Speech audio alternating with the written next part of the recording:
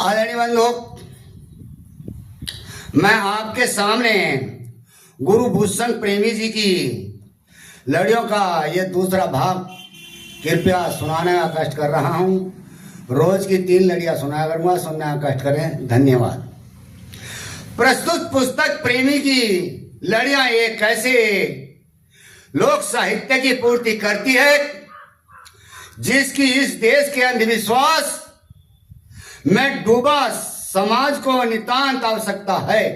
डूबे समाज की इस देश की संस्कृति में चरित्रहीन पात्रों को आदर्श पात्र और आदर्श पात्रों को खलनायक प्रदर्शित किया गया है।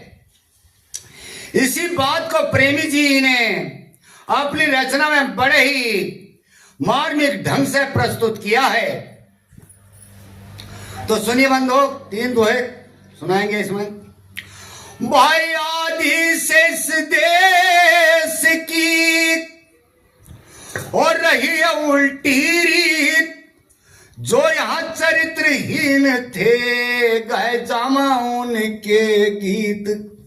तो बंधु, हाथी की आंख में ममीरा लगाकर जिस प्रकार हाथी की दृष्टि को विकृत कर दिया जाता है, जिसके कारण हाथी को मनुष्य आकार में बहुत बड़ा दिखाई देने लगता है और आंकित रहता है, इसी प्रकार कुछ स्वार्थी लोगों ने भाग्य, भगवान और आत्मा व नरक स्वर्ग का गोरख धंधा बनाकर मनुष्य को भयभीत कर दिया गया है। मनुष्य को मिथ्यावादी दृष्टिवादी वाला बना दिया है।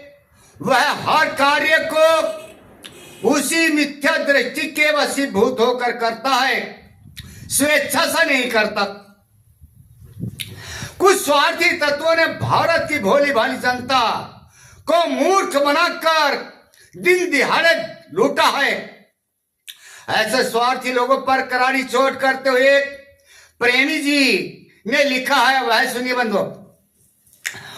भाई नरक स्वर्गावागमन और भाग्य ईश्वर नाम, ये सब उनकी देन है जिनके मुंह लगा हराम। तो देखिए मेरे बंधु, यह मनोवैज्ञानिक तथ्य है कि मनुष्य किसी वस्तु को सुलभ से सुलभ साधनों द्वारा उपलब्ध करने की चेष्टा करता है।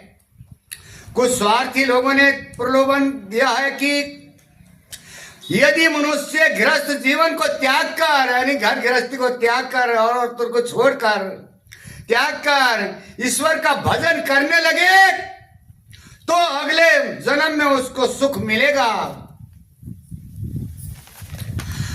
और यदि उसकी भक्ति से ईश्वर बहुत ही प्रसन्न हो गया तो उसे आवागमन के चक्कर से मुक्त करके स्वर्ग में स्थायी पद देकर भेज देगा।